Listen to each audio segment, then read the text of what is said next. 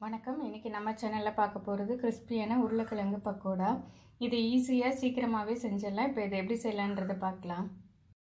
பெரிய உருளைக்கிழங்கு 1, கடலை மாவு 1 கப், கருவேப்பிலை, மஞ்சள் தூள் 1/2 ஸ்பூன், மிளகாய் தூள் 1 ஸ்பூன், தேவையான அளவுக்கு உப்பு, கொஞ்சமா சோம்பு எடுத்திருக்கேன் வாசனைக்காக. இது ஆப்ஷனல் தான், வேணும்னா சேர்த்துக்கலாம். ஒரு பச்சை மிளகாவை இந்த மாதிரி குட்டி குட்டியாக கட் பண்ணியிருக்கேன். 1 ஸ்பூன் இஞ்சி பூண்டு பேஸ்ட், 1 இன்ச் அளவுக்கு இஞ்சியை கூட சின்ன சின்னதாக கட் பண்ணி கூட சேர்த்துக்கலாம். உருளைக்கிழங்க நல்லா தோல் சீவிட்டு இந்த மாதிரி துருவி எடுத்திருக்கேன். இப்போது இதில் உள்ள ஜூஸ் எல்லாம் நம்ம நல்லா வடிகட்டிட்டு எடுத்துக்கணும். அப்படின்னா தான் நல்லா பக்கோடா கிறிஸ்பியாக வரும்.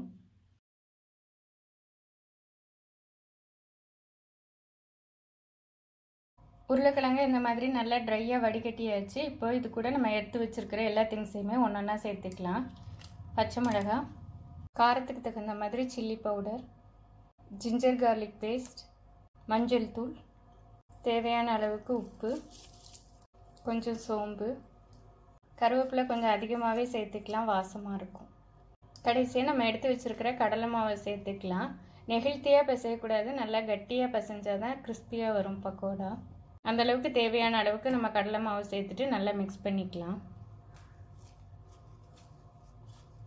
தண்ணி எதுவும் சேர்க்க தேவையில்லை, உருளைக்கிழங்குல உள்ள ஈரப்பதமே போதும். இந்தளவுக்கு கட்டியாக ஆகிற வரைக்கும் நம்ம கடலை மாவை கொஞ்சம் கொஞ்சமாக சேர்த்து பசைஞ்சுக்கணும். இந்தளவு மாவு கட்டியாக இருந்தால் தான் நமக்கு பக்கோடா கிறிஸ்பியாக வரும். இப்போ எண்ணெயை சூடு பண்ணி பொரிச்சிடலாம். எண்ணெய் நல்லா சூடானதும் நான் அந்த மாதிரி கையில் ரஃப்பாக போட்டுக்கலாம். ரொம்ப பெரிய உருண்டையாக இல்லாமல் இந்த மாதிரி கொஞ்சம் சின்னதாக போட்டோன்னா நல்லா கிறிஸ்பியாக வரும்.